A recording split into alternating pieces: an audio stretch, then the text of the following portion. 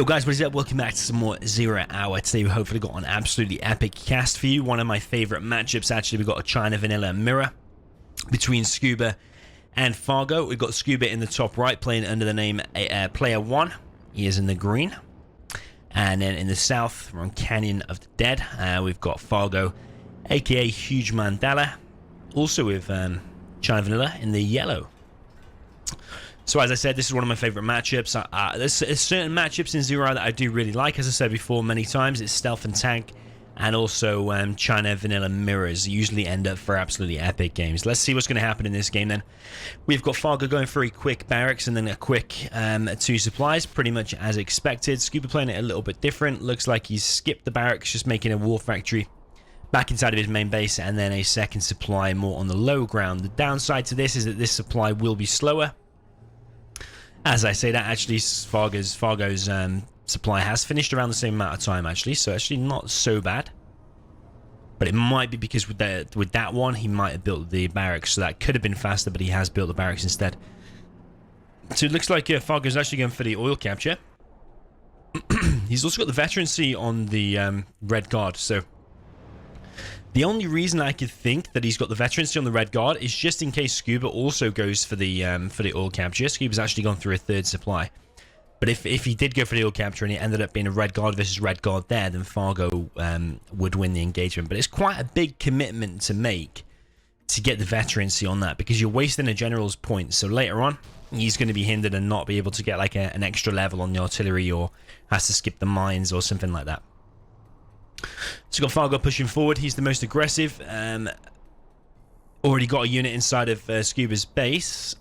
Be looking not to take a shot from that tower though. Oh, it is going to take 1 or 2 shots. As you can see, the outpost is really low HP. Just only needs to take a couple of shots from some rockets, and it does pop open. Fargo is getting the oils, but as I said, Scuba has gone for a fast 3 supplies. So actually, this build order from both players is super strong. I think we're going to be on for a good game, because both players kind of going for a economy kind of build order. Second war factory going down for Scuba. What I would probably like to see from him is if he realizes that Fargo has gone for the oils, then send a flamer to the oils, even if you're not going to capture them yourself, or if you are going to capture him later. Sometimes it's better to just flame them as fast as possible, get them down, so the enemy can't capitalize on the oil capture. Fargo now expanding to a 3rd supply, so the longer this game plays out from this point on, it's going to be in Fargo's advantage, unless Scuba can turn the tide by capturing one of the oils, or killing both of them, something like that.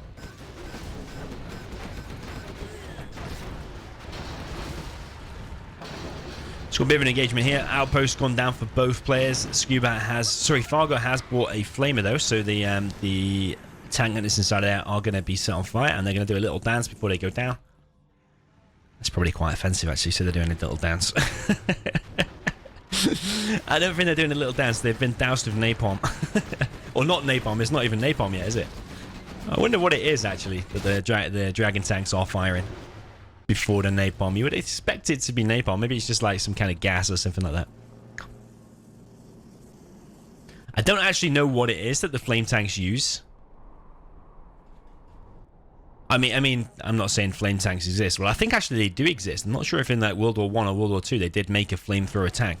But I know, like in World War II, like if you watch films about like the Omaha beach landing and stuff like that, you see them using flamethrowers there. I think, I might be wrong. I thought I remember that they use them to clear out the bunkers. I'm not sure what fuel it is. Probably someone in the chat will be able to tell me.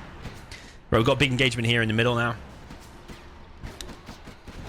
Scuba's decided this is too much for him, and he's going to go back. Loses an outpost. It's been pretty even trade-off so far, but top oil has now gone down to this flamer here from Scuba. But Scuba still needs to kill this one, and Fargo's bunkering it in here with a bunker. Flamer does get stopped there. That's lucky for Scuba. I wouldn't say lucky, actually. It's just decently stopped. I don't really like to use the word lucky, because in a game of 0 Hour in a mirror, is there really that much of a thing called luck? Because everything is... everything should technically be fair, so I don't really like it when people use the word luck. So I'm not going to say lucky. Scuba did well. We'll say Scuba did well to stop that. Bunker is a little bit on fire, though. That's one thing about 0 Hour. The bunker will stay on fire. It doesn't lose HP. I think in like StarCraft 2, If the building's on fire or past a certain HP, it does go down. Bit of an engagement here. We've got Flamers and Outposts for Fargo. Nice combination. We've got ECMs mixed in for Scuba. Scuba seems to have more on the map, in my view. Maybe it's just my eyes. Maybe it's pretty similar. We've got a Helix coming in now, and that is bad news for this army. This army is all going to go down to that Helix. There's nothing really this army can do. Sure, these outposts can shoot up, but they're all going to go down. I don't think that was a particularly great micro there from Scuba. He didn't need to send that whole army in. This Helix could have just cleared that all by itself. He's got another army here, and he's going to try and clear this tower with a Flamer.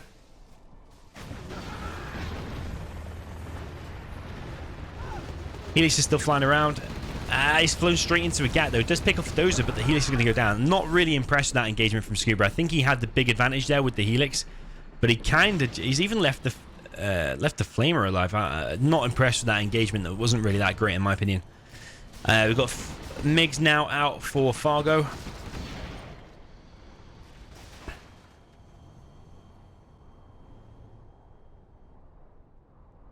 Sometimes I get a really weird feeling in Deja Vu, thinking, I hope I haven't casted this game before. I don't think I have. But some games are very, very much alike. And I have been known to do that once. I did once cast a... oh, mine's there. I did once cast a game. I think it was between like Rage and Size that I had casted before. Don't think I have with this one. But the mines here have kind of trapped this army. It's not even being microed anyway, but I don't think it needs to be... because whatever that does, they are dead. But at least that outpost is probably going to survive. It looks like it's just an empty outpost, and that will provide a massive scout for Scuba now. You see the amount of base that he can see, and you can also see the last Dozer, which is building for Fargo.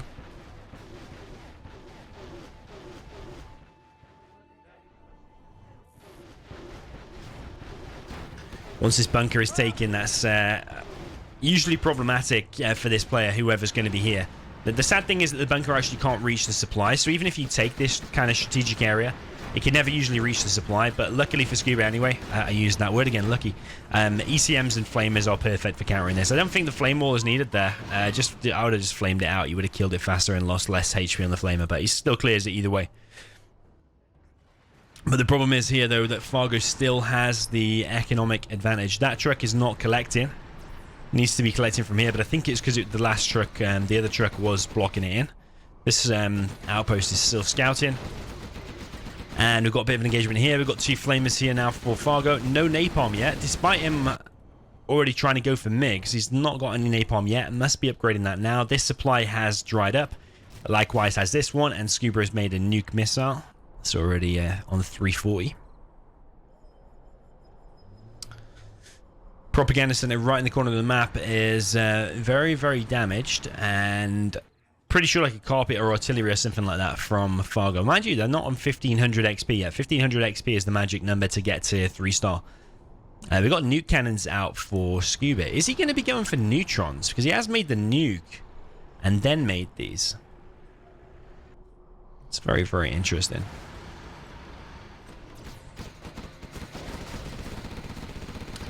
The only thing about the nuke cannons is that they're super expensive. They're really slow and clunky, and they're really susceptible to MiG strikes. So if you see your opponents going MiGs, you probably want to think twice about if you're going to be doing nuke cannons or not. I mean, you're going to have enough gats out. But if he just gets napalm MiGs and comes in with one big strike, all of the gats could go down, and the rest of it could be easy pickings. Helix now coming in, and this is another Helix thrown away by Scuba. Really bad micro with the Helixes so far. I don't think he's really achieved much with the Helixes so far. Apart from a bit of that army he killed before, but this is all in ECM now. There are tank headers here for Scuba as well.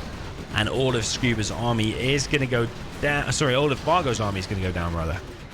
All of Fargo's army is going to go down. Remember, Fargo still has this oil, so he can afford to throw away some stuff. The only problem is that by throwing away stuff, you're going to give the enemy 1500 XP, which he's got now. Napalm MiGs coming in now.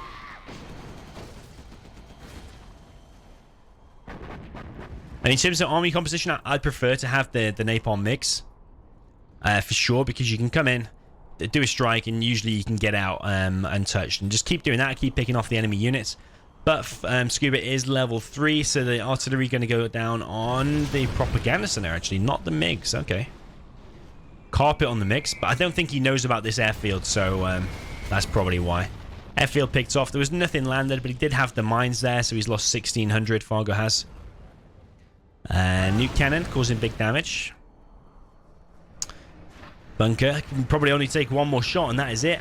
Fargo is flaming his own gat, I think. And that nuke was just out of range. There is going to be a proper nuke firing for Scuba very, very shortly, actually. And on the right side, a flamer with 2 ECMs. If he does a flame wall, it's going to cause big damage to Scuba's army. The MiGs are still landed. Oh, but that there is dying for a MiG strike. That is worth so much. It's worth almost 6k there. I think like 5,400's worth of stuff there. I don't know why these MiGs are still landed. But the Gatling cannon does go down now. The outpost goes down. So these nuke cannons are probably paying for themselves. They have killed quite a lot so far. And now the MiGs are going to have to come in and support this. But there are gats there. He doesn't have the chain gun. So the MiGs will take a few more hits before they go down. He does have the MiG armor. MiGs coming in now. And this is what I mean. I mean, he didn't lose anything there. Any MiGs. One of them does escape on about 0 HP.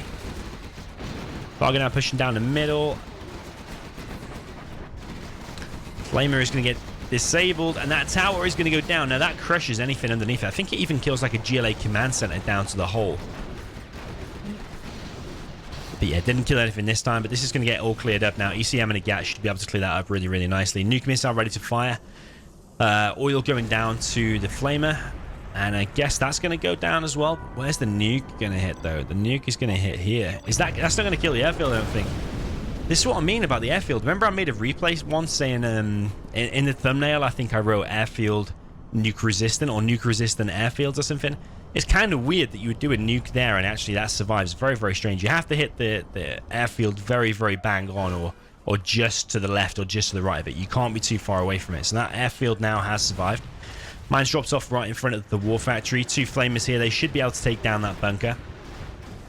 Because 2 tank gunners inside of there is the bare minimum to stop 1 non-vetted flamer. I think even that 1 bunker can go down. So the fact that there's 2 here and one of them is vetted, that's bad news. Fargo now pushing forward. This game is all over the place. The war factory has gone down. That's going to self-heal because it's vet 2 now. Still got some units here from Fargo, which is just the ECMs. Big push here from Fargo, but I think he's wasted it all. And if Scuba had got chain guns earlier, this army would be doing so much better. I mean, he has won the engagement anyway. But the flamers inside of Fargo's base, he's probably going to be able to stop that one. But is he going to be able to stop this one? He should be able to with the correct micro. I can't see any way that flame is going to survive. Yeah, nice from Fargo. But both players are left with not very much. I mean, he's got 2 bunkers here and a few gats. Fargo has. He's got some ECMs in his base that he's going to bring back and should repair them. This one is now mined out, and both players are pretty much left with no money. There's no oils left on the map. There's no hackers out. There is a nuke. This is what I mean about China mirrors. You often end up with decent games like this, and I think one of the reasons why is that because the units are quite fragile for China. Like gats, outposts. Okay, Flame is one of your strong units, but they are a little bit slower. But what they're all susceptible to is the support powers of the opponent. So artillery and mines. Artillery, mines, EMP. A carpet bomb is usually the main thing because it's got not that long of a cooldown, really. Carpet bomb can just like level an entire army very, very quick. So that's why I think it's the support powers and the fragile armies that lead to typically longer games of China Mirror. I think there should be like a China Mirror tournament or something like that. I think it would end up in really, really decent games. Or stealth tank tournament, something like that. Stealth tank where like 50% of the time you have to choose tank and 50% of the time you have to choose stealth, and you can't go over or above that or something like that. Got carpet coming in now, and that's probably... Oh, what is that on? Is it going to kill the war factory? It kills the dozer. Oh, it doesn't kill the war factory. A little bit premature, but I think he was on the army. Big engagement here. Got ECMs and GATs versus outpost and GATs. I think Scuba is coming out on top here, because once that army goes down, Fargo doesn't really have very much else. He's got 2 helixes, actually. 2 helixes, 2 bunker helixes, and a MiG coming in as well. It does have napalm and the upgrade on the MiG. So if he takes out that GAT, he should be able to come in with the helixes. And will he be able to take... Oh, he's running away. He's not engaging it. Okay, this is going to be a super close game. Wolf actually does go down before any more units come outside of it. And player 1, aka Scuba, is not going to be able to reproduce that war factory because he just simply does not have enough money. I suppose the other thing that he could probably do... Well, he's going to use the carpet now, but is the helix going to take out the carpet? The helix could take it out. Fargo, if he's smart, he will follow the carpet. Thing is, the carpet's too fast. If it had moved in its trajectory, I think he would have been able to take it down. But now he's not going to be able to reheal the helix. Has he got enough money? He could actually. He could make a dozer and then make an airfield. Yeah, yeah, there he is. He's got a dozer already. So actually, I'm not even sure who has the advantage now. Probably would say... Is it Fargo? Even though Scuba's got the nuke. This helix has got the maneuverability. So as soon as that GAT and the ECM move out of the way, or as soon as that GAT goes down to some mines or whatever, this helix is just going to be able to fly in and do big damage. Oh, you do not want to fly there with a helix. That's the worst possible place. He's going to try and take out the power, but doesn't quite do it. Another power has been constructed. Oh, as I say that, the mines do kill the GAT. I literally just said it. I didn't even realize that was Fargo's mines, but of course it is. Of course it is. I mean, Scuba could have been doing his mines defensively, but yeah, I don't know if Scuba can win now. He's going to have to use... Maybe rely on the nuke to take out the helix. Maybe that's what he's going to have to do, but there are 2 helixes. EMP, but they're not 5-star yet. Carpet bomb coming in now, and I think Scuba's just going to get picked off. I mean, yeah, sure, there's a nuke, but these helixes can just literally come in and clear up now. Scuba's going to have to sell the nuke, I think. I don't think here... I just literally could not see any way that Scuba can win.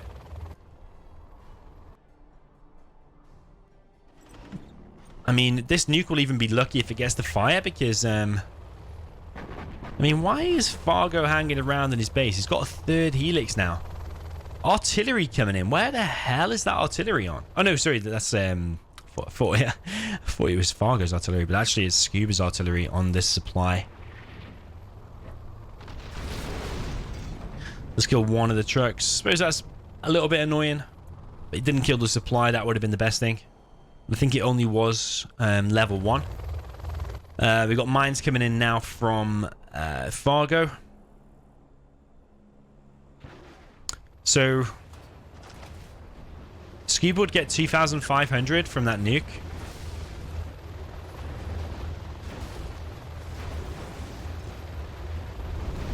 Where is that going to fire? It's going to fire on top of the nuke. Yeah, it's going to fire on top of the nuke. Perfect.